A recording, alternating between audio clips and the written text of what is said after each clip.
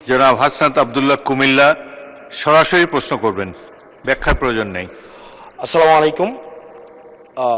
যেহেতু শিক্ষা নিয়ে কথা হচ্ছে, আমাদের বর্তমানে মাননীয় স্পিকার, আমরা যদি বর্তমান শিক্ষা ব্যবস্থা দেখি, আমাদের এন্ট্রান্স ইনস্টিটিউশনগুলোতে বিশেষ করে প্রাথমিক শিক্ষায় আমরা দেখছি যে ভর্তি প্রক্রিয়াতে আমাদের এখন দুইটা পদ্ধতি প্রচলিত ছিল। এডমিশন বাই মেরিট আগে প্রচলিত ছিল, এখন সেটা কনভার্ট হয়েছে এডমিশন বাই লটারির মাধ্যমে হচ্ছে এখানে বাচ্চাদেরকে ভর্তি করা হয়। ফলত যেটা হয়েছে, ফিডার ইনস্টিটিউশনগুলোর শিক্ষার মান অনেক কমে গিয়েছে, যার ফলে টারশিয়ারি এডুকেশনে আমরা হচ্ছে কোয়ালিটি সম্পন্ন ছাত্র আমরা হচ্ছে বিশ্ববিদ্যালয়গুলোতে আমরা পাঠাতে পারি না।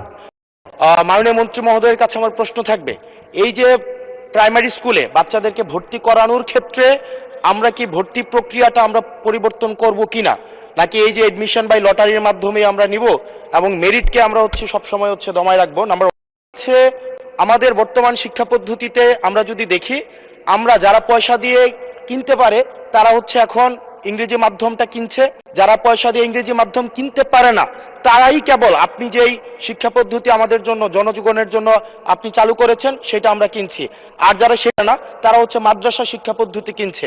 আপনার কাছে প্রশ্ন যে আমাদের বর্তমানে একটা দেশে এই তিনটা শিক্ষা পদ্ধতি যেটা অর্থনৈতিক অবস্থার উপরে নির্ভর করে চলে, এই তিনটা শিক্ষা পদ্ধতি জিয়ে রেখে আপনার কি মনে হয় যে আপনি একটা ইনক্লুসিভ শিক্ষা পদ্ধতি নিয়ে আমাদের দেশটাকে আগায় নিতে পারবেন? ধন্যবাদ।